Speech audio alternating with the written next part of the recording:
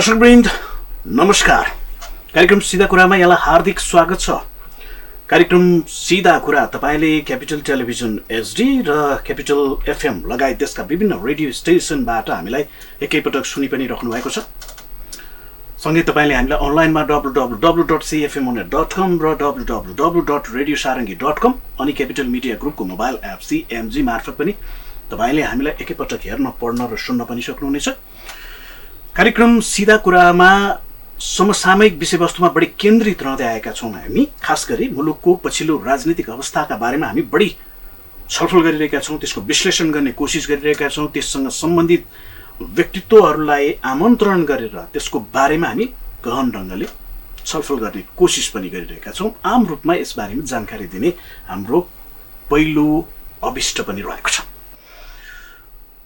पछिल्लो समयमा मुलुकमा एक खालको राजनीतिमा अलिकता तरलता देखिएको जस्तो अथवा राजनीति चाहिँ अलिकता फरक ढङ्गले अगाडि बढ्न खोजेको जस्तो पनि देखिएको छ। पुस 10 गते एकाएक बनेको एउटा समीकरण अहिले राष्ट्रपति निर्वाचनको मितिसम्म आइपुग्दाखेरि कतै यो भत्किने हो कि भन्ने आशंका धेरै देखिएको छ।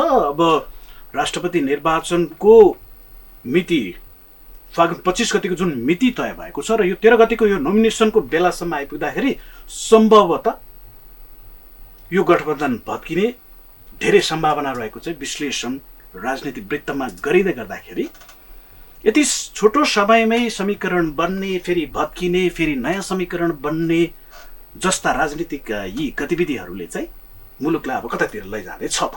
एकातिर यस्तो अवस्था छ भने पछिल्लो निर्वाचन परिणामले चाहिँ फेरि यो परम्परागत रूपमा लामो समयदेखि एउटा लेगेसी कायम गरिरहेका दलहरूलाई चुनौती दिँदै नयाँ शक्तिहरू, नयाँ राजनीतिक शक्तिहरूको उदय पनि हुन थालेको जस्तो देखिन्छ। गएको स्थानीय तहको निर्वाचनमा पनि स्वतन्त्र ढङ्गले त्यो अभिव्यक्तिहरू सार्वजनिक भएको थियो भने पछिल्लो समयमा राजनीतिक शक्ति नै पनि पार्टीको रूपमा उदाएको अवस्था पनि छ।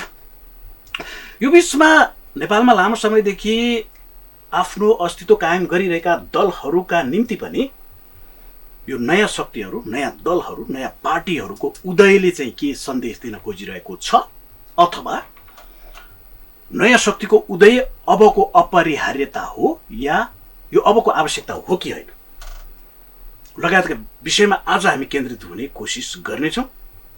हामीले आजको कार्यक्रममा यस्तै एकजना त्यस्ता व्यक्तित्व जो पछिल्लो समयमा नेपालको राजनीतिमा उसले आफ्नो एजेन्डाहरूसहित चाहिँ ऊ जनताहरूको बीचमा गइरहेको छ। साङ्गठनिक हिसाबले पनि उसलाई विस्तार गरेर अगाडि बढिरहेको नेपालको उहाँको एउटा दाबी रहेको छ कि यो एउटा नेपालको मौलिक पार्टी हो।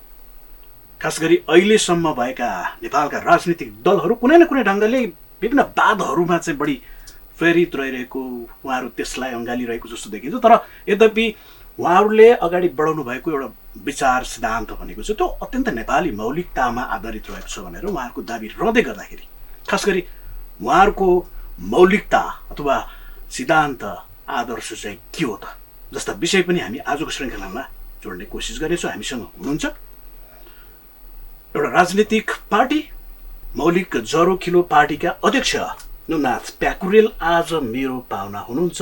म उहाँसँग संवाद गर्छु। प्याकुरेलजी, स्वागत छ। नमस्कार हजुर, धन्यवाद। अलिकति जस्तो मैले कार्यक्रमको प्रारम्भमा पनि तपाईँहरूको बारेमा भन्दाखेरि म अझै पनि कन्फ्युज भइरहेको छु होइन। म जस्तो सञ्चार माध्यममा काम गरिरहेको छु यति लामो समयदेखि, म यो नामदेखि नै अलिकति तपाईँसँग जोड्न खोजेँ।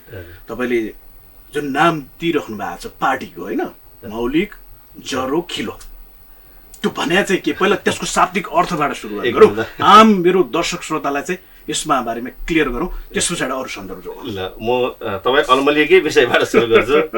तपाईँले 0 किलो भनिदिनु भयो, किनकि ठाउँ ठाउँमा यो 0 किलो भन्ने ठाउँ छन्, हाम्रो ठाउँका नामहरू छन् त्यहाँ विभिन्न ठाउँमा। तपाईँ मात्र अलमलिएर भएको होइन, पहिलोपटक सुन्ने अरू जोसुकै पनि अलमलिएर 0 किलो भनिदिने गर्नुभएको छ। त्यो कुरालाई मैले माइन्ड गरेन, किनकि यो हामीले भोग्दै आइरहेको भएर तपाईँले त्यसरी उच्चारण गर्दाखेरि मलाई अनौठो लागेन।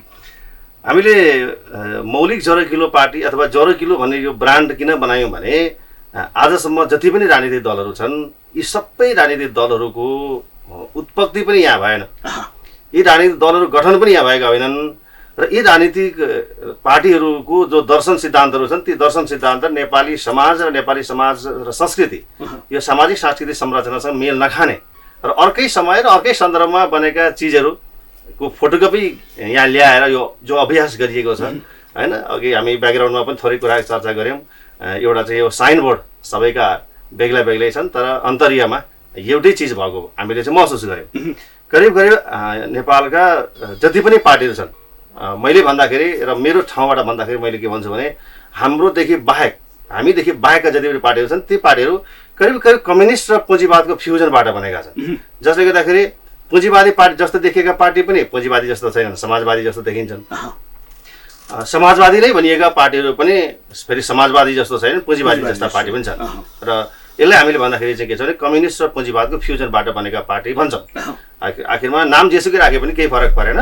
यी पार्टीहरू भनेको कम्युनिस्ट र पुँजीवादको फ्युजनबाट बनेका पार्टीहरू हुन् र कुनै सन्दर्भमा कम्युनिस्ट मात्रै हुँदाखेरिको पनि एउटा परिणाम आउँथ्यो होला, पुँजीवादी मात्रै भनेर पुँजीवादलाई मात्रै प्रवर्धन गरेको थियो भने पनि एउटा खालको परिणाम आउँथ्यो होला। तर पुँजीवादकै आत्मसात गर्दाखेरि पनि अथवा समाजवादकै आत्मसात गर्दाखेरि पनि अग्रणी चाहिँ बनिरहेन।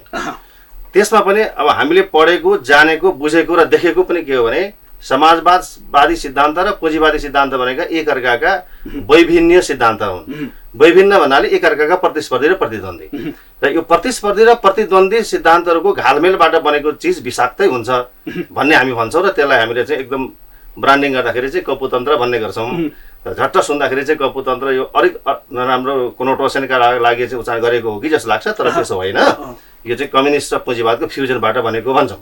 जस्तो अहिले जो करिब करिब नेपालको प्रजातान्त्रिकमा अथवा प्रजातान्त्रिक आन्दोलन अथवा राजनीतिक लोकतान्त्रिक राजनीतिमा भनौँ माओवादीको उदय भइसकिसकेपछि करिब करिब हामीले जो भन्ने गरेको कम्युनिस्ट र पुँजीवादको फ्युजनबाट बनेको जो कपुतन्त्र आज त्यही चिज भोगिराखेका छौँ। किनभने जोसँग गठबन्धन गर्दा पनि हुँदो रहेछ, जोसँग साँठगाँठ गर्दाखेरि पनि हुँदो रहेछ। आखिर यी सबै राजनीतिक पार्टीको अभिष्ट भनेको सत्ता प्राप्ति मात्रै रहेछ। आज संसदमा तेस्रो ठुलो पार्टी भनिएको जो पार्टी छ त्यसको मत परिणाम पनि कम छ, उसले प्राप्त गरेको चाहिँ निर्वाचन परिणाम पनि कम छ, तर सत्ताका लागि लालायत छ। र जो ठुला भनिएका पार्टीहरू छन् ती पार्टीहरू फेरि के छ भने आफै सत्तामा जाँदाखेरि चाहिँ अरूको भरोसा नहुने भएको भएर अरू कसैलाई अगाडि सारेर आफू निर्णायक सिटमा बस्नुपर्ने जो परिस्थिति भन्दैछ। यसले के देखाउँछ भने यो अहिले भर्खरको मात्रै अस्थिरता होइन नि, यो अस्थिरताको राजनीति हामीले पहिले भोगिसकेका छौँ। त्यस कारणले गर्दाखेरि आज जो निर्वाचन परिणामबाट जो राजनीतिक दलहरू संसद भवनमा पुग्नु भएको छ, अघि तपाईँले पृष्ठभूमि बताइ नै सक्नुभयो। पुस 10 गते बनेको गठबन्धन अब राष्ट्रपतिको निर्वाचनको चाहिँ मनोनयनका क्रममा आइपुग्दाखेरि भत्किने सम्भावना देखियो। मैले अलिकति जस्तो यहाँकै सन्दर्भमा जस्तो अघि मैले भने नि जस्तो तपाईँको त्यो जरो किलोको चाहिँ अर्थ अझ पनि क्लियर, जस्तो त्यसलाई क्लियर गरिदिनु। त्यो चाहिँ किन तपाईँले नामै चाहिँ त्यसरी किन जोड्नु भयो अथवा त्यसलाई सिर्जना गर्नुभयो, त्यो किन चाहिँ गर्नुभयो, त्यसको अर्थ चाहिँ ल मैले विश्लेषण नगरिकन सिधा म भन्छु। हामीले जरो भनेर उत्पत्तिलाई भनेका छौँ र किलो भनेर निर्णायकत्वलाई भनेका छौँ। र अघि मैले थोरै कुरा बताएँ, हाम्रा राजनीतिक पार्टीहरू जति पनि छन् अहिले क्रियाशील राजनीतिक पार्टीहरू खास गरेर सत्तावृत्तमा रहेका, सत्ता केन्द्रमा रहेका र सत्तालाई एक नियन्त्रण गरेका ती पार्टीहरूको उत्पत्ति पनि यहाँ भएन, उनको जरो पनि यहाँ छैन र यिनको निर्णायकत्व पनि यहाँ छैन। र यी राजनीतिक पार्टीले जतिसुकै राम्रो गरेको भए भने पनि यी पार्टीलेको योजनाबाट बनेको चिज बनेको चाहिँ परिणाम अग्रणी समाजलाई मार्गनिर्देश गर्न सक्ने किसिमको हुँदैन। यस्तै होइन, कहिले आलो पालो, कहिले सिन्डिकेट भन्यो, कहिले चाहिँ गठबन्धन भन्यो, होइन सत्ताको खेलको वरिपरि मात्रै घुमेको राजनीति हामीले लामो समय देखेको कारणले गर्दाखेरि हामीले के महसुस गर्यौँ भने यिनै राजनीतिक दलहरू मध्ये अर्को एउटा राजनीतिक दल खोल्नुपर्नेको भएको भए, क्रियाशील गर्नुपर्ने भएको भए अथवा त्यो पार्टीलाई चाहिँ जगाउनु पर्ने भएको भए हाम्रो राजनीतिमा आवश्यकता थिएन होइन। किनभने यस्तै राजनीतिक पार्टीहरू त भर्खर पनि उदय भएर राम्रै परिणाम ल्याएर राजनीति पनि गरिरहेका छन्। तर हामीले चाहिँ के चाहेका छौँ भने नेपालमै जरो र नेपालमै किलो, नेपालमै उत्पत्ति भएको र नेपालमै केन्द्र भएको नेपाली समाज र सांस्कृतिक संरचनासँग मेल खाने, त्यसमा चाहिँ तादात्म्य राख्ने र त्यस किसिमका राजनीतिक दलहरू नेपालमा देखेन। त्यस कारणले गर्दाखेरि हामीले मौलिक पार्टीको रूपमा मौलिक जरो किलो पार्टीलाई स्थापना गऱ्यौँ। किनभने यो पार्टीले आत्मसात गरेको दर्शन सिद्धान्त अनि सङ्गठन पद्धति, सङ्गठन संरचना, लक्ष्य उद्देश्यदेखि लिएर यी सम्पूर्ण एउटा सङ्गठनलाई एउटा पद्धतिलाई आवश्यक पर्ने जे कुराहरू छन् यी सबै चिजहरू करिब करिब झन्डै 2 दशकभन्दा बढी समयको चाहिँ अनुसन्धान अनुष्ठान र साधनाबाट आएका चिजहरू छन्। यिनै चिजलाई हामी व्यवहारिक रूपमा राजनीतिक क्षेत्रमा लगाउनका लागि हामी क्रियाशील छौँ। त्यस कारणले गर्दाखेरि हामी चाहिँ मौलिक पार्टी भन्छौँ आफूलाई। त्यो जस्तो तपाईँले अहिले भन्नुभयो नि, यो अहिले भइरहेको पार्टीहरूको भन्दा अलिक फरक खालको दर्शन सिद्धान्त आस्था, अब त्यो चाहिँ तपाईँले कसरी फरक भनिराख्नु भएको छ, अथवा के चाहिँ फरक हो त अरू पार्टीभन्दा? एकदमै जस्तो के देखिन्छ भने कम्युनिस्ट भनिएका जो पार्टीहरू छन् नेपालको सन्दर्भमा कति कम्युनिस्ट हुन् कति कम्युनिस्ट होइनन् विश्लेषणको पाटो हुन सक्छ। कम्युनिस्ट सच्चा कम्युनिस्ट भएको भए चाहिँ अझ भयावहको स्थिति हुन्थ्यो होला, अझ डरको स्थिति, अझ चाहिँ त्रासको स्थिति हुन्थ्यो होला। किनभने कम्युनिस्ट सिद्धान्त भनेको आफैमा निरङ्कुश व्यवस्था हो।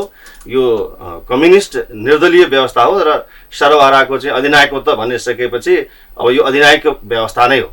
त्यस कारणले गर्दाखेरि कम्युनिस्ट भनिएका पार्टीहरू जो अहिले चाहिँ करिब करिब सत्तावृत्तमै देखिन्छन्, सत्ताको केन्द्रबिन्दुमै देखिन्छन्, यी राजनीतिक पार्टीहरूले आत्मसात गरेको मार्क्सवादी सिद्धान्त भनौँ अथवा लेनिनवादी सिद्धान्त भनौँ, माओवादी सिद्धान्त भनौँ अथवा अर्को कुनै कम्युनिस्ट विचारधारालाई हामीले लिने हो भने पनि यी कम्युनिस्ट विचारधाराहरू नेपालको जस्तो सामाजिक सांस्कृतिक संरचना भएको पृष्ठभूमि पनि बनेनन् र त्यही समाजमा पनि जुन बेला कम्युनिस्ट विचारधाराहरू बनेका थिए, जसलाई माओवादी भनौँ हैन, माओवादीको उदय सँगसँगै बनेको जो माओवादी विचारधारा छ, मार्क्सले अगाडि सार्नु भएको मार्क्सवादी विचारधारा छ, लेनिनले अगाडि सार्नु भएको लेनिनवाद भन्ने जो छ, यी चिजहरू नै हाम्रो सामाजिक सांस्कृतिक संरचनामा मेल नखाने चिज छन्।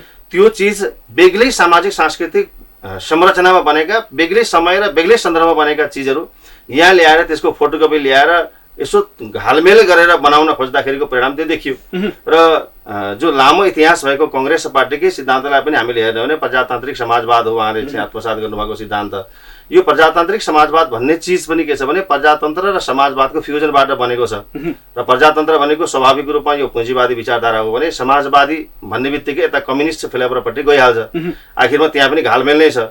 एमालेले अगाडि सारेको बौद्धले जनवाद भन्दाखेरि पनि बौद्धल भनेको चाहिँ त पुँजीवादी विचारधारा भयो, जनवाद भनेको त कम्युनिस्ट फ्लेभर भयो, त्यहाँ पनि कम्युनिस्ट पुँजीवादको फ्युजनै देखियो।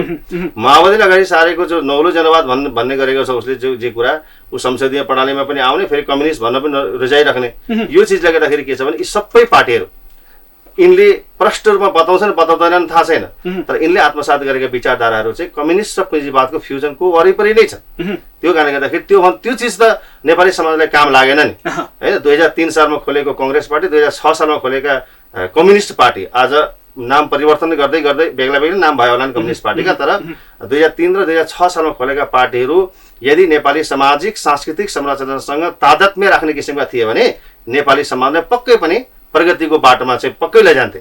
तर जति जति हामी चाहिँ राजनीतिक अभ्यास गर्दै गएका छौँ, लोकतान्त्रिक अभ्यास गर्दै गरेका छौँ, भएका उपलब्धि सबै काम नलाग्ने भनेका छैनौँ हामीले। तर नेपाली समाजलाई अगाडि बढाउनका लागि जे जस्तो तयारी गर्नु पर्थ्यो, जे जस्तो योजना बनाउनु पर्थ्यो, जे जसरी यसलाई चाहिँ सिस्टमेटिक ढङ्गले अगाडि बढाउनु पर्थ्यो, यी पार्टीहरूबाट अब सम्भव हुन्छ भन्ने हामीलाई लागेन। त्यो चाहिँ तपाईँले कसरी भनिराख्नु भएको छ कि जस्तो यो अहिले आएर चाहिँ तपाईँले यो चाहिँ यी पार्टीहरू जो चाहिँ लामो एउटा इतिहास भएका पार्टीहरू जसले मुलुकको परिवर्तनमा चाहिँ उनीहरूले कतिपय सन्दर्भमा उनीहरूको अहम भूमिका पनि निर्वाह गर्दै आए, त्यो त देखेकै कुरा हो।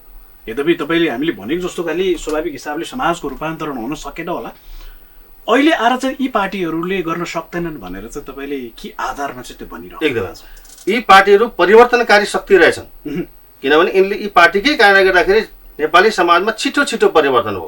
जस्तो 7 सालमा परिवर्तन भयो, फेरि 17 सालमा परिवर्तन भयो, 36 सालमा पनि एक खालको परिवर्तन भयो, 46 सालमा परिवर्तन भयो, 58-59 मा पनि एक खालको परिवर्तनै भएको छ त्यहाँ, र 62-63 सालको आन्दोलनले फेरि अर्को खालको परिवर्तन गरायो। संसारमा कुनै पनि यस्तो राष्ट्र छैन होला, यस्तो समाज छैन होला यति छिटो परिवर्तनले आत्मसात गरेको। अब नेपाली समाजलाई हामीले हेर्ने भने के देखिन्छ फेरि भने परिवर्तन त भयो, हरेक समयमा परिवर्तन त भए, तर परिवर्तन पछाडि पृष्ठभूमिमा को निर्णायक भयो र को हावी भएर नेपाली समाजलाई अहिले चाहिँ अगाडि बढाइराखेको छ।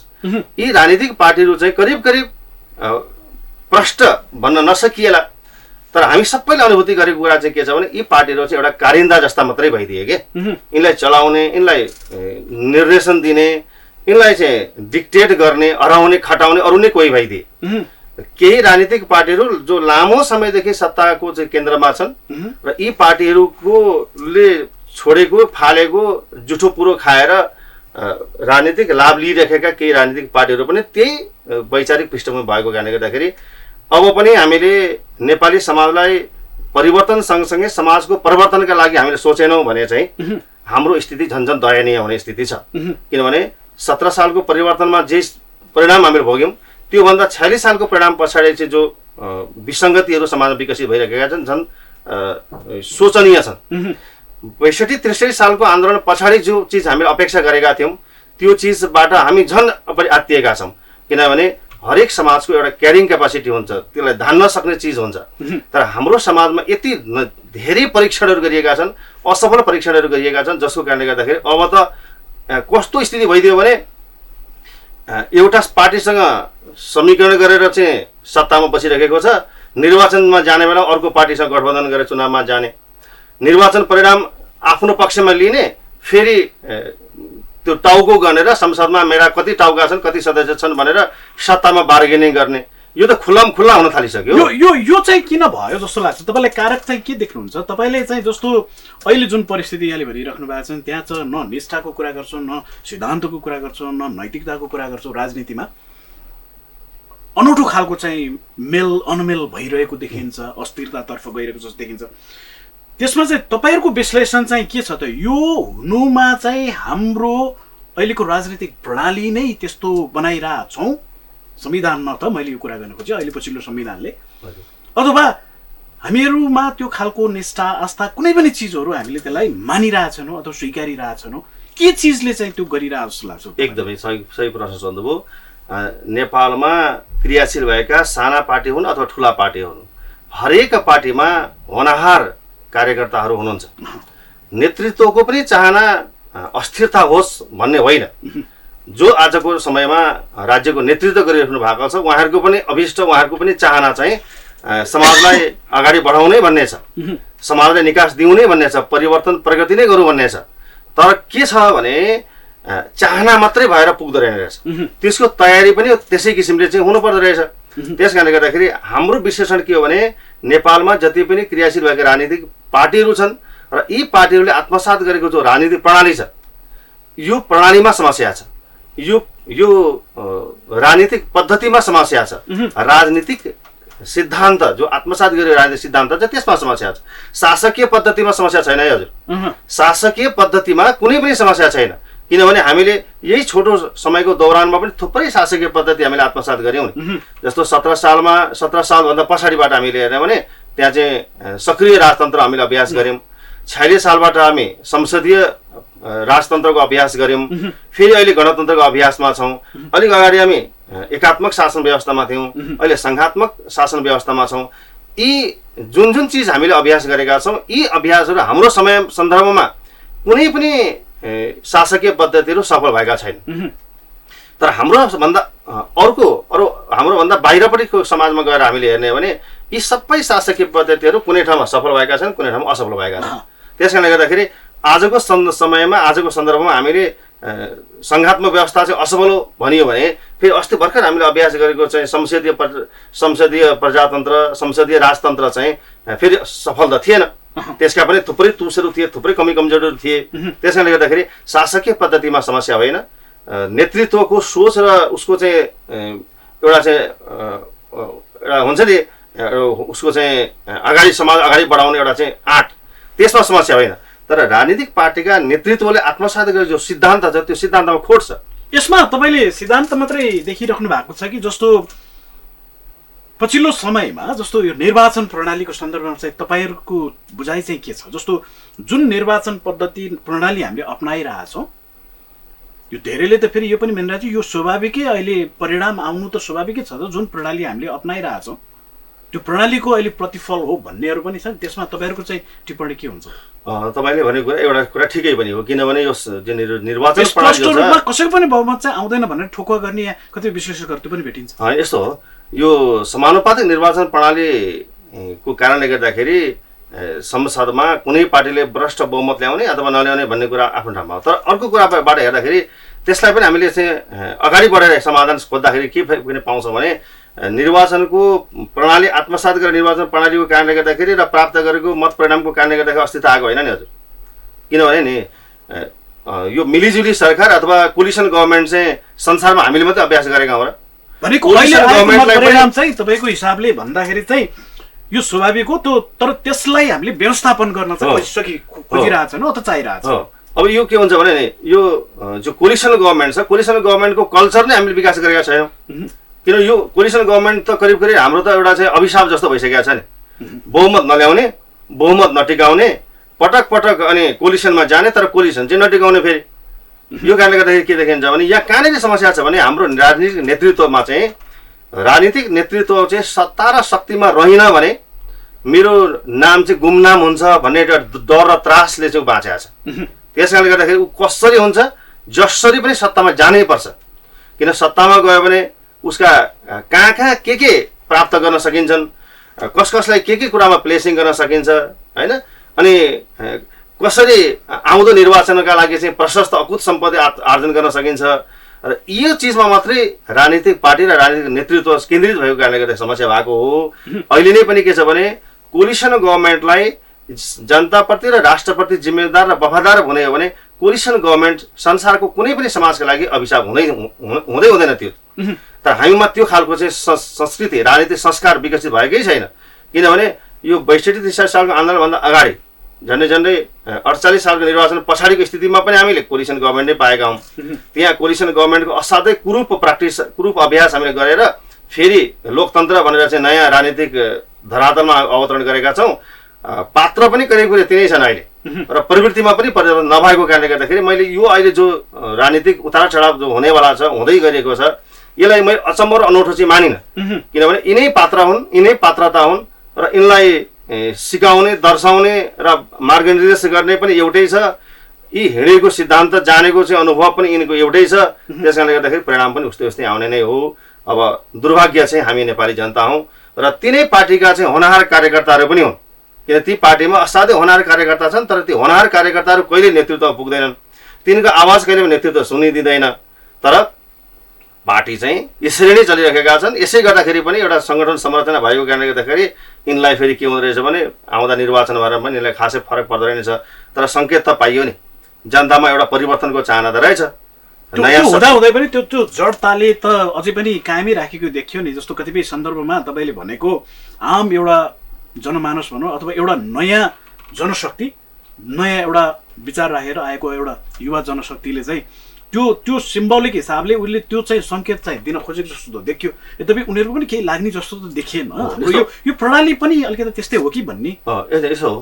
यसमा के छ भने सबै पार्टीको कुरा गर्दाखेरि त्यो पुरानो नेतृत्व यद्यपि त्यहाँ अलिकति एक खालको विद्रोह गर्न खोजेको नयाँ जनशक्तिको पनि खासै केही सिप लागेको त देखिएन अहिले पनि। यस्तो छ, नयाँ शक्तिको कुरा के छ भने नयाँ शक्तिले प्राप्त गरेको मत परिणाममा तपाईँले चाहिँ एकपल्ट विश्लेषण गर्ने के पाउँछौँ भने जनतामा सुशासनको लागि परिवर्तन चाहँदो रहेछ होइन, भ्रष्टाचार विरोधी अभियानका लागि जनता चाहिँ तयार रहेछन्।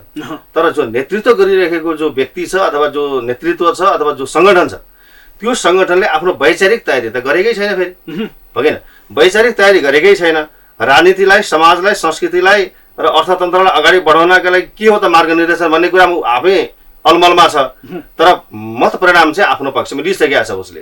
त्यस कारणले गर्दाखेरि के छ भने जसरी जनताको एउटा चाहिँ कुण्ठा, जनताको चाहिँ एउटा असन्तोषको अभिव्यक्ति स्वरूप र जनताले चाहिँ एउटा आशा र भरोसा राखेर चाहिँ विश्वास गरेको नेतृत्व र विश्वास गरेको पार्टी आज जो वैचारिक रूपमा अलमलिएको छ, यो वैचारिक रूपमा अलमलिएर तिनै असफल भएका जो राजनीतिक दलहरू छन् तिनै पार्टीहरूसँग एउटा हिस्सेदारी गर्न जाँदाखेरिको परिणाम स्वाभाविक रूपमा ऊ पनि उनकै पक्षमा, उनकै किनारामा चाहिँ होइन, उनकै चाहिँ साक्षी किनाराका रूपमा चाहिँ उभिनु पर्ने जो परिस्थिति बनेको छ, त्यसबाट हामीले धेरै ठुलो अपेक्षा राख्न सक्दैनौँ। त्यसो भन्ने हो भने त जस्तो अहिले जनताको तहबाट अथवा नागरिकको तहबाट चाहिँ एक खालको अभिमत त दियो, तर त्यसलाई सही ढङ्गले चाहिँ त्यसलाई नेतृत्व गर्न नसक्दाखेरिको जुन अहिले परिणाम यहाँले त्यो इङ्गित गरिरहनु भएको छ होइन कि जय नयाँ शक्तिको, विशेष अब हामीले खुलेर भन्दाखेरि चाहिँ राष्ट्रिय स्वतन्त्र पार्टीको कुरा यहाँले गर्दै हुनुहुन्छ। अहिले आएको जुन खालको एक खालको विचलन भनौँ अथवा परिस्थिति चाहिँ सिर्जना हुनुमा चाहिँ त्यो नेतृत्व जिम्मेवार हो कि अथवा अन्य कारक पनि छ, हाम्रो सराउन्डिङको त्यस्तो अरू पनि कारण छ? राजनीतिमा दुईटा प्रक्रिया छ, एउटा स्वीकारबाट अस्वीकारपट्टि जाने, एउटा चाहिँ अस्वीकारबाट स्वीकारपट्टि जाने।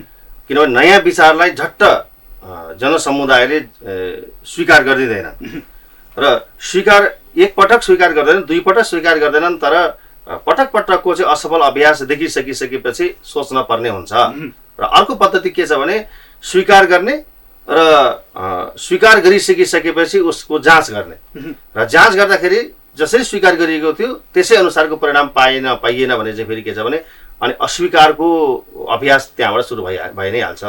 तर हाम्रो समाजलाई चाहिएको कुरा चाहिँ के छ भने स्थिरता हो, स्थायित्व हो। स्थायित्व चाहिँ केले दिन्छ भने जब राजनीतिक सङ्गठन र सङ्गठनको नेतृत्व गरिरहेका नेता नेतृत्वहरू, सङ्गठनलाई चाहिँ हाँकिरहेका नेता र नेतृत्वहरू चाहिँ वैचारिक रूपमा प्रखर पनि हुनु पर्यो र समाजको गतिशीलता, समाजको स्थिति गत्यात्मकतालाई पनि आत्मसात गरेको हुनु पर्यो र आफ्नो प्राचीनताप्रति पनि गौरव गर्ने र आधुनिकताप्रति पनि मोह राख्ने। यो स्थिति गत्यात्मक बन्नु भनेको के छ भने प्राचीनता र आधुनिकतामा सन्तुलन कायम राख्ने हो। यदि यसो सन्तुलन राख्न सकियो भने चाहिँ त्यो शक्तिले अग्रगामी विचारधारा दिन सक्छ र समाजलाई पनि अग्रणी तुल्याउन सक्छ। तर परिवर्तन भनेर बहकिने र स्थिरता भनेर चाहिँ जडतामा जगडिने हो भने चाहिँ फेरि के छ भने त्यस्ता शक्ति र त्यस्ता नेतृत्वले समाजलाई निकास दिन सक्दैन। अहिले हाम्रो राजनीतिमा प्रवेश चाहिँ केका लागि हो भने हामी चाहिँ के चाहन्छौँ भने एकापट्टि विद्यमान नेपाली समाजका समस्याहरू पनि समाधान हुन्, मध्यकालसम्ममा हाम्रो आफ्नो मौलिकतामा आधारित भएर मौलिकतामा चाहिँ रहेर मध्यकालसम्ममा हामी विकसित भनिएका देशहरूको हाराहारीमा पुगौँ र अन्ततगतमा हामी फेरि एकपल्ट नेपाललाई निरन्तर बदलिएका वैश्विक केन्द्रहरूमा चाहिँ वैश्विक केन्द्रको रूपमा चाहिँ नेपाललाई तुल्याउन सक्छौँ भने यो अल्पकालीन, मध्यकालीन र दीर्घकालीन लक्ष्यका साथ हामी चाहिँ राजनीतिमा प्रवेश गरेका छौँ। त्यसका लागि जे जस्तो चाहिँ सामग्री सामलहरू चाहिन्थ्यो त्यो चिजको हामीले तयारी गरेका छौँ। अब जस्तो जाँदै तपाईँसँग चाहिँ जस्तो तपाईँहरू अहिले जसरी साङ्गठनिक रूपमा भनौँ अथवा आम जनताहरूको बिचमा तपाईँहरू गइराख्नु भएको छ, तपाईँहरू जाने भनेको चाहिँ अहिलेकै यही प्रणाली अन्तर्गत नै जाने हो, तपाईँहरूको छुट्टै बाटो त होइन नि, हो र? अहिले के यसलाई आत्मसात गरेर जानुहुन्छ? हजुर, यस्तो छ। हामीले आत्मसात गरेको र राजनीतिमा अभ्यास गरिएका परिवर्तनका प्रक्रियाहरू के हुन् भने एउटा चाहिँ ढोकै फोरेर गेट नै भत्काएर घरभित्र प्रवेश गर्ने एउटा पद्धति हो, विद्रोहको पद्धति हो। करिब करिब आजसम्मका सबै राजनीतिक पार्टीहरूले आत्मसात गरेको पद्धति पनि त्यही हो होइन।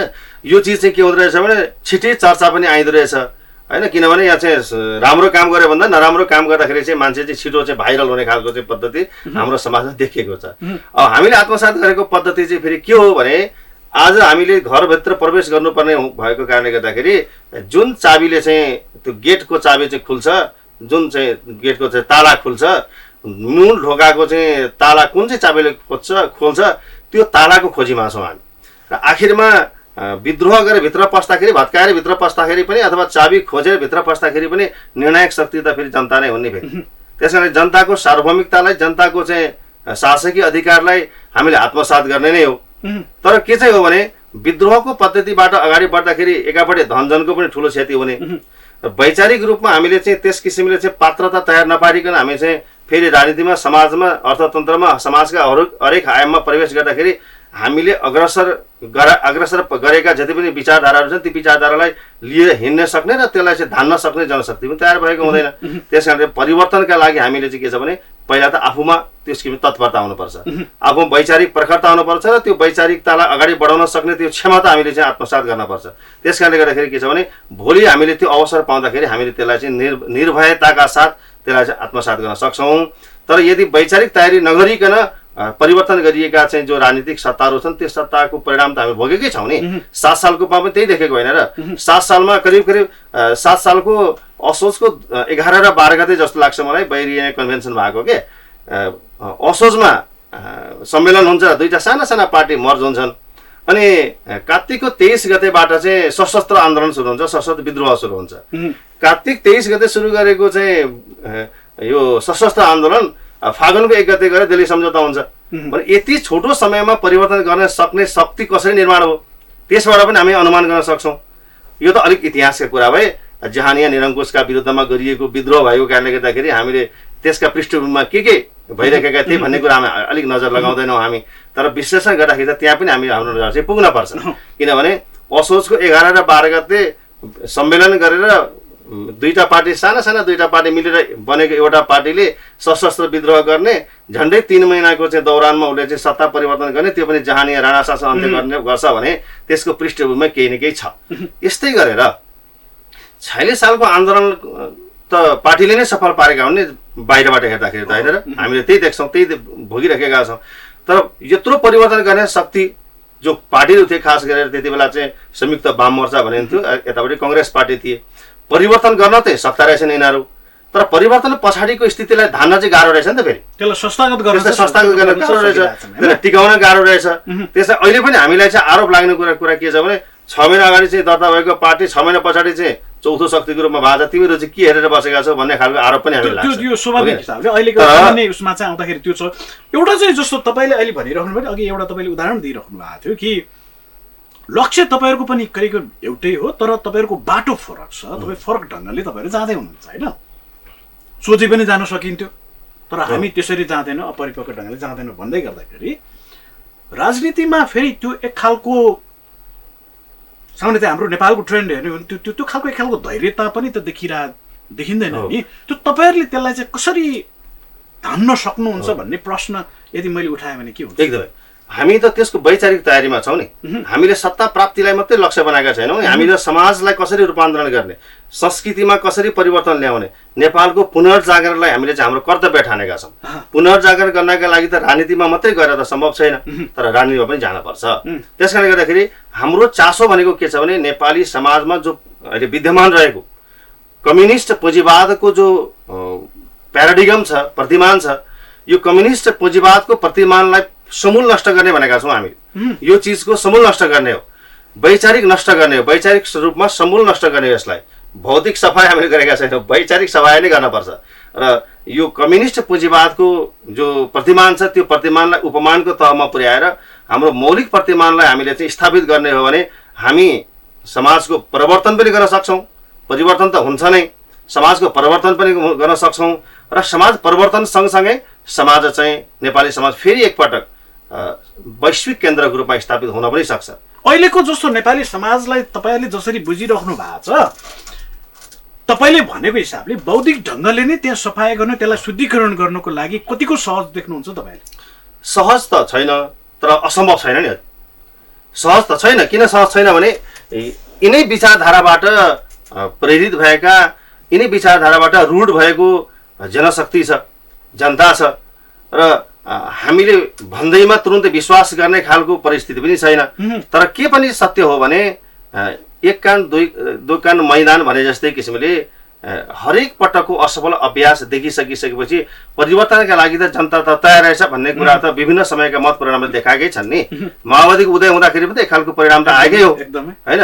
तिनै जनता हुन् जसले माओवादीले पनि रोजे, तिनै जनता हुन् अस्ति स्वतन्त्र पार्टीलाई पनि रोजे, होइन? राष्ट्रिय स्वतन्त्र पार्टीले रोजे। तिनै जनता हुन् पटक पटकको असफल अभ्यास देखिसकेपछि र एउटै विचारबाट बन्ने प्रवृत्ति पनि उस्तै देखिसकेपछि परिवर्तनको चाहना त हामी नेतृत्वलाई भन्दा पनि जनतालाई नै बढी छ नि, किनकि जनता नै त सबैभन्दा बढी मारमा परेको छ। किनकि राजनीतिक गरेर राजनीतिको चाहिँ नेतृत्व तहमा बसेका जति पनि व्यक्तित्वहरू हुन्छन् उनको व्यक्तिगत जीवनमा त यो त पराकाष्ठै, होइन? यो चाहिँ असाध्यै ठुलो रूपान्तरण भएको छ नि। त आम सर्वसाधारणको जनजीवनमा त केही पनि परिवर्तन भएको छैन। त्यस कारणले गर्दाखेरि नेतृत्वको चाहना चाहिँ के छ भने यस्तै होइन, यो अस्थिरताबाटै उनले चाहिँ झनभन्दा झन बढी लाभ लिइरहेका छन्। उनलाई यही यसमै मजा भइरहेको छ। नियन्त्रित सङ्क्रमणकाल भनिन्छ नि, यो नियन्त्रित सङ्क्रमणकालमा त यी राजनीतिक पार्टीहरू त एक्सपिरियन्स छन्, यिनले चाहेकै त्यही छ, यिनले यस्तैमा चाहिँ बढीभन्दा बढी लाभ लिन सकिरहेका छन्। तर हामी आम सर्वसाधारणलाई निहाल्ने हो भने फेरि के देखिन्छ, आम सर्वसाधारणको जनजीवन त झन्झन दयनीय बन्दै गइरहेको छ नि। आज स्कुल पढ्दै गरेको विद्यार्थी चाहिँ नेपालमा बस्छु भन्दैन, उसले यहाँ भविष्य देखेको छैन उसले, होइन? कस्तो चाहिँ हामीले चाहिँ शिक्षा दिँदैछौँ अहिले, होइन? हामी चाहिँ यत्रो लगानी गरेका छौँ, राज्यले यत्रो लगानी गरेको छ शिक्षामा, जुन शिक्षाबाट ऊ चाहिँ नेपालमा बस्नै चाहिरहेको छैन। अहिले संसारको जुनसुकै देशमा जानका लागि फ्री भिसा गरिदिने हो भने कति जनसङ्ख्या, कति प्रतिशत जनसङ्ख्या देश छोड्नका लागि तयार छ होला? यो चिजलाई हामीले मनन गरौँ। त्यस कारणले गर्दाखेरि यी राजनीतिक पार्टीहरू फेरि पनि सत्तामा आलोपालो गर्ने, सिन्डिकेट गर्ने र यिनै चाहिँ सत्तामा चाहिँ यिनकै हालिमुहाली भइराख्ने हो भने हामी केही समय त राजनीति पनि गर्दै गरौँला, समाजमा चलाउँदै गरौँला, तपाईँ एफएम टेलिभिजन पनि चलाउँदै गर्नुहोला, तर समाजै नरह्यो भने न तपाईँको एफएम रहन्छ न मेरो चाहिँ कसैको नस्तित्व रहेन। जहाँ जाँदै मलाई एउटा सन्दर्भ तपाईँलाई एउटा यो राजनीतिक प्रश्न जस्तो अहिले पछिल्लो समयमा जुन खालको अहिले भइरहेका दलहरू विशेषतः को बिचमा चाहिँ एक खालको रस्साकसी भइरहेको छ, यो कि राष्ट्रपति निर्वाचनको सन्दर्भले मुलुकको राजनीति चाहिँ तातिरहेको अवस्था छ, यसै भन्न सकिने अवस्था पनि देखिँदैन कतिपय सन्दर्भमा। तपाईँहरूलाई चाहिँ के लाग्छ, तपाईँहरूको विश्लेषण बुझाइ चाहिँ के लाग्छ कि जस्तो अबको यो राष्ट्रपति निर्वाचनको सन्दर्भले मुलुकको राजनीति चाहिँ कतातिर जाला जस्तो लाग्छ? तपाईँले ठ्याक्कै त्यो के चाहिँ बुझिराख्नु भएको छ? जुन चिज हामीले चाहना राखेका थिएनौँ, जुन चिजको हामीले अपेक्षा गरेका थिएनौँ, अस्थिरता होस्, कम्तीमा संविधानमा संशोधन गरेर उनीहरूले चाहिँ 2 वर्षसम्म चाहिँ स्थिर राजनीति गर्न सकियोस्, स्थायित्व गर्न सकियोस् भनेर जो संविधान संशोधन गरेका थिए त्यही चिज पनि उनीहरूलाई चाहिँ धान्न नसक्ने स्थिति भएको कारणले गर्दाखेरि। र अर्को कुरा फेरि के छ भने जति पनि राजनीतिक दलहरू छन् ती राजनीतिक दलले आत्मसात गरेर जो विचारधारा छ र त्यो विचारधाराबाट यिनको जे जस्तो परिणाम दिनु पर्थ्यो, जे जस्तो चाहिँ समाजमा रूपान्तरण गर्नु पर्थ्यो, करिब करिब यी सबै जस्तो राजनीतिक पार्टीहरू चाहिँ पटक पटक यिनीहरू चाहिँ परीक्षित पनि भएका हुन् र पटक पटक असफल पनि भएका हुन् र यो पटक पनि यिनीहरू परीक्षणकै कालमा छन् र फेरि पनि असफल नै हुन्छन्। तर यति समस्या हो, हामी नेपालीहरू असाध्यै धैर्य गर्न सक्दा रहेछौँ। असफल भनेर भन्दै गर्दाखेरि चाहिँ जस्तो अब यो कोर्स चाहिँ कता बढ्ला जस्तो लाग्छ तपाईँलाई, कि जस्तो अहिले भएको गठबन्धन भत्किएर फेरि एउटा नयाँ समीकरण बन्ला अथवा फेरि अर्को चरणमा प्रवेश गर्ला जस्तो देखिन्छ? के देख्नुहुन्छ तपाईँहरूले चाहिँ? दुईटै सम्भावना देखिन्छ। एकापट्टि के देखिन्छ भने माओवादी र एमालेको गठबन्धनबाट आजसम्म अगाडि बढेको सरकारको कोर्स परिवर्तन भएर माओवादी र कङ्ग्रेसको चाहिँ गठबन्धनमा सरकार पनि जान सक्छ। तर यताबाट अगाडि बढ्यो भने पनि उताबाट बढ्यो भने पनि पात्र चाहिँ यिनै हुन् अथवा तिनै नै हुन् र यिनले दिने परिणाम के हुन्छ भन्ने कुरा पनि हामीले चाहिँ करिब करिब अनुमान गर्न सक्ने भएको कारणले गर्दाखेरि दुर्भाग्य त हामी आम नेपाली जनतालाई नै हो, जनताले नै भोग्नुपर्ने हो। र यो समीकरण परिवर्तन भएर पनि राजनीतिको कोर्स परिवर्तन भएर पनि यी जति पनि राजनीतिक दलहरू छन्, सत्तामा पहुँच भएका राजनीतिक दलहरू छन्, यी राजनीतिक दलका नेताहरूलाई चाहिँ केही पनि फरक पर्दैन। यिनको जीवनमा केही पनि फरक पर्नेवाला छैन। आम जनताको जीवनमा चाहिँ धेरै ठुलो चाहिँ वज्रपात हुनेवाला छ। त्यो चिजका लागि त अब हाम्रो जो दुर्भाग्य छ त्यसलाई चाहिँ अब चाहिँ स्वीकार गरेर बस्नुको विकल्पै छैन। हुन्छ, यहाँलाई धेरै धेरै धन्यवाद छ। यहाँले महत्त्वपूर्ण विचार राखिदिनु भएको छ। मूलतः हामीले एउटा फरक ढङ्गबाट आजको यो श्रृङ्खलालाई अगाडि बढाउने कोसिस गऱ्यौँ। फरक खालको एउटा विश्लेषण, फरक खालको विषयवस्तु उठाएका छौँ। यहाँले महत्त्वपूर्ण विचार राखिदिनु भएको छ, हामीलाई समय दिनुभयो। म यसलाई धेरै धेरै धन्यवाद ज्ञापन गर्छु। हस्, धन्यवाद। दर्शकवृन्द, आजको सिधा कुरामा हामीले मूलतः राजनीतिको कुरा गऱ्यौँ, समाजको कुरा गऱ्यौँ, समाजमा निष्ठाको कुरा गऱ्यौँ, आदर्शको कुरा गऱ्यौँ। पछिल्लो समयमा राजनीतिक दलहरूले आफ्नो निष्ठा, सिद्धान्त, आदर्शभन्दा फरक धारबाट अगाडि बढ्दाखेरि मुलुकले गम्भीर खालको जटिलता बेहोरिरहेको तथ्य पनि हामी सबैले महसुस गरिरहेका बेलामा एउटा फरक खालको चिन्तन, फरक खालको सोच, फरक खालको अवधारणा लिएर अगाडि बढ्दै गरेको एउटा राजनीतिक शक्ति, राजनीतिक पार्टी जसले आफ्नो अभियानलाई अगाडि बढाइरहेको छ, उसले एउटा मौलिकताको कुरा पनि उठाइरहेको छ। मौलिक जरोखिलो पार्टी जो अहिलेको निर्वाचनमा पनि उहाँहरू जनताको बिचमा चाहिँ उहाँहरू जानुभएको थियो। सोही पार्टीका अध्यक्ष नुमनाथ प्याकुरेल आज मेरो पाहुना हुनुहुन्थ्यो। आजको सिधा कुरा यति नै। सिधा कुराबाट हामी सबैलाई बिदा दिनुहोस्। नमस्कार।